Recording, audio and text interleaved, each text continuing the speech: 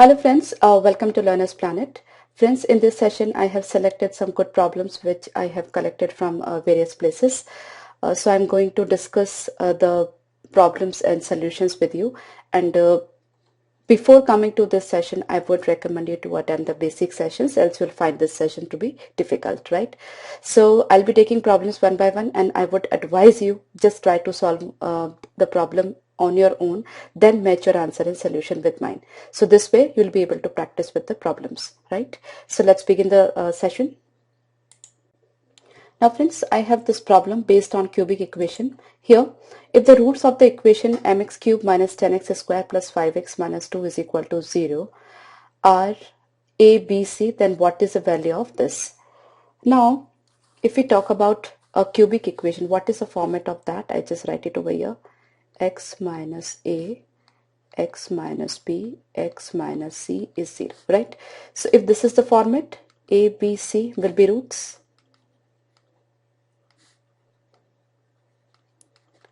Okay, now if we expand this, what will be getting? X cube minus a plus b plus c x square plus ab plus bc plus ac x minus abc is equal to 0.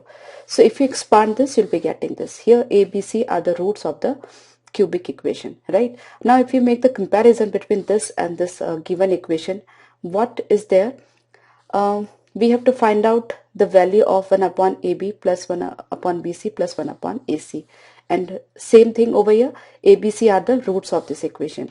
Now suppose if I take LCM of this, what I'll be getting? B plus A plus,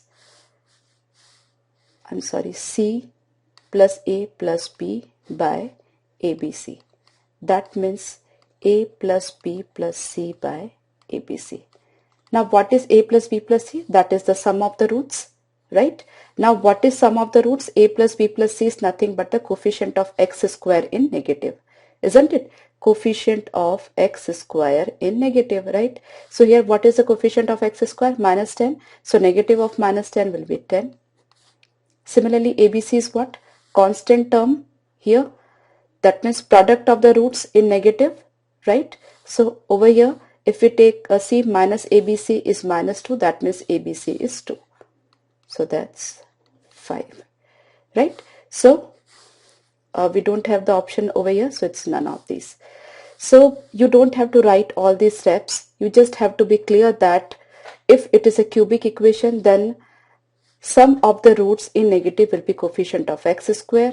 Then sum of the roots in pairs will be coefficient of x, and product of the roots will be the constant term, right? So this way you can generalize all other equations also. That means you can even find out the fourth degree equations relationship of roots. I just write it over here for your reference. Suppose it's a fourth degree equation. Okay, so if you expand this, you can directly write it x4 minus sum of the roots x4. So here it's x cube. Then sum of the roots in pairs, you can write down sigma AB, because there will be 4c2, that means 6 terms, so that I'm not going to write over here. So it's x4 x cube x squared, then minus sigma ABC, that means 3 terms take together and sum all of them x, then plus ABCD, right? So this is expansion of fourth degree. If we know the roots ABCD, then we can come to the coefficients of x cube, x square, x, and the constant term we can know, right? So if any question is based on that, that can easily be done as we have done this question. Okay, I hope you are clear. Now let's see this problem. Amar has 9 friends. He wants to invite them to his birthday party. In how many ways can he invite at least 2 of his friends for his birthday party? See, 9 friends are there. So at least 2 he has to invite. That means he can invite 2 or 3 or 4 or 5 or up to 9. So he can do the invitation for 2 friends. So it's 9c2, or for 3 friends, or for 4 friends up to 9. Since he has to invite at least 2, so I'm starting with at least 2. Okay, so you know that NC0 plus NC1 plus nc2 plus nc3 till ncn is actually 2 raised to n. Okay, now here if you make the comparison, this and this expression, you can see that this expression is starting from here. That means these two terms are missing, right? Now if I add these two terms over here, so what I'll be getting? 9c0 plus 9c1 plus 9c2 plus 9c3 till 9c9. So the value of this entire expression will be what? 2 raised to 9. You can just make the comparison. It's n and n is here 9. So the value of this will be 2 raised to 9. But what we want the value of this expression only. So what we can do is we can deduct these two from 2 raised to 9. Now 2 raised to 9 is what? 5 and 2.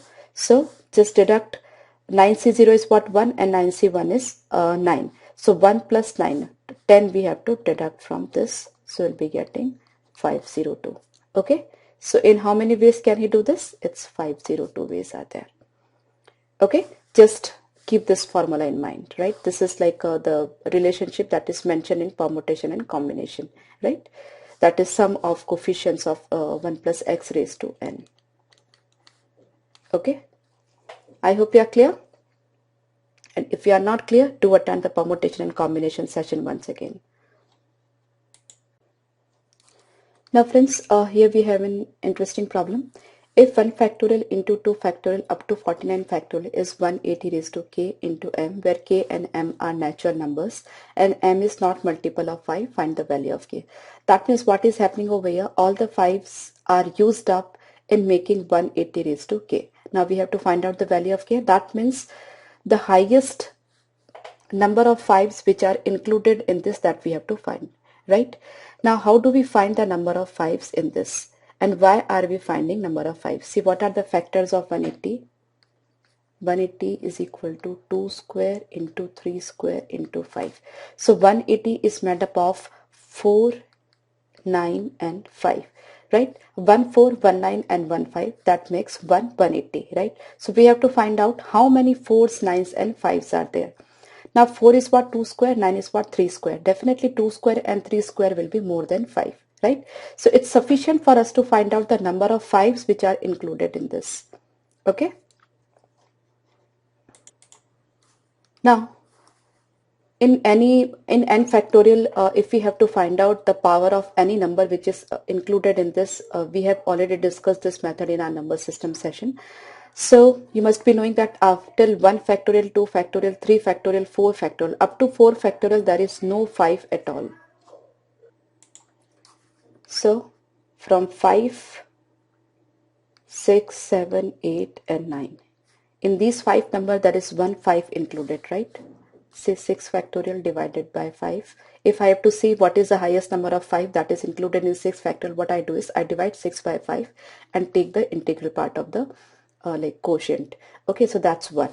So here 1 5 is included, here 1 5, here 1 5 and here. So in all there are 5 5s. Okay. So 5 times 5 we have got over here. Similarly 10, 11, 12 up to 14 will be getting 10 divided by 5, that means 2. That means in all these 5 numbers will be getting 5 raised to 2, right? That means all these factorial, that is 10 factorial, 11 factorial, 12 up to 14 factorial, all these numbers will be divisible by 5 raised to 2, or we can say 5 square, right? So 2 5s in every number, that means 5 number into 2, so that's 10 5s will be getting over here. Similarly from 15 to 19, each number will be having 3 5s, so in all 5 numbers 3 5s, 15. Okay. Similarly 20 to 24, each number will be having 4 5s, so in all 5 number 4 5s, so it's 25s. Now the story changes from 25. So 25, 26, 27, 28 and 29, right? 25 divided by 5 is 5. Further 5 divided by 5 is 1. So 25 factorial will be divisible by actually 5 raised to 6. It's 5 and 1, it's 6. Okay. So there are 6 5s in 25 factorial, 6 5 in 26 factorial, up to 29 factorial. Each will be divisible by 5 raised to 6. Okay. So 5 number, each is having 6 5s, so total 30 5s. Okay. Similarly, 30 to 34, it will be 35. Then 35 to 39, it will be 40. Now the story will go on till 75 factorial, but we have to reach up to 49 factorial only. So it's 35 to 39, then 40 to 44, it's 45, then 45 to 49, it's 50, right? So if we add up all these numbers, we will be getting 250, right? 50, 40, 30, 20, 10. Plus all these numbers will be getting 250. So what is the highest power of 5 that is included in this expression? That is 1 factorial into 2 factorial up to 49 factorial is 250, right? That means this expression is divisible by 5 raised to 250, right? Since there is no 5 over here, that means all the 5 have been calculated over here. So k will be 250. Okay, that means 180 raised to k is divisible by 5 raised to 250. Okay, I'm sure you are clear. If you are not clear for the first time, do attend the number system session once again to get the clarity. Okay. Now friends, it's a tricky question with us. S is a set of integers chosen from 1 to 2000 both inclusive such that the sum of any two integers in S is not divisible by 9. What is the maximum possible number of integers in S? Just try this problem on your own and then watch the solution, right? Now here what is happening? We have to find out the number of elements in a set. So in that particular set, if I pick up any two numbers, any two integers, if I add them, that addition should not be divisible by 9, right? So I have to pick up those many numbers in this set. Now what's the choice left with me? See, from the numbers 1 to 2000, any number, if you pick up any number, that will be in 9x format or 9x plus 1 format, 9x plus 2 format, 9x plus 3 format, 9x plus 4 format, 9x plus 5, 9x plus 6, 9x plus 7, 9x plus 8 format, right? So there are 9 formats in which a number will be available, right? If you see number 12, so it's 9x plus 3 format. If you see number maybe 15, so it will be 9x plus 6 format, right? So any number can be written as in any of these forms. And that's true for any number, right? If you wish to write a number in the format for 6, so it will be any number is 6 plus 1, 6x plus 2, 6x plus 3, this way, right? So any number from 1 to 2000 can be written as this format. Okay, any one of these formats.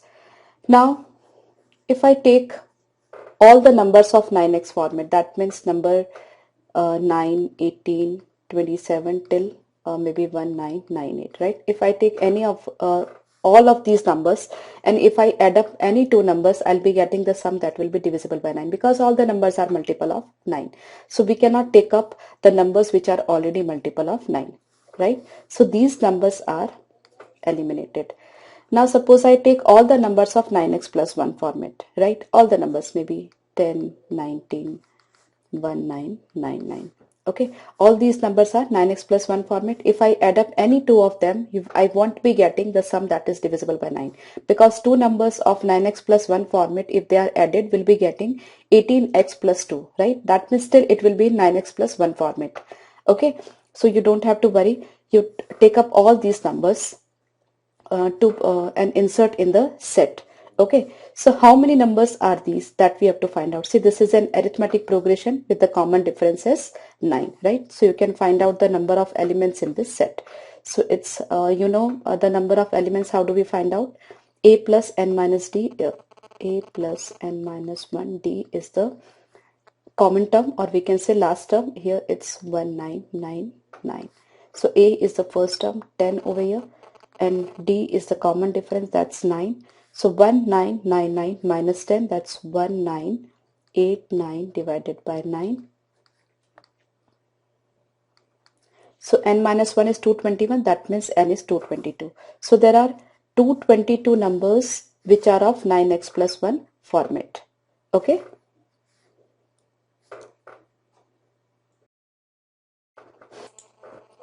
So we have 222 numbers. Apart from that, I have started the series from 10, but 1 is also included. So 1 is also 9x plus 1 format, right? Because if you divide 1 by 9, you'll be getting 1 as the remainder, right? So in all, 222 plus 1, there are 223 numbers which are of 9x plus 1 format. Similarly, it is 9x plus 2. It will start from 11, or I can start it from 2 to 11.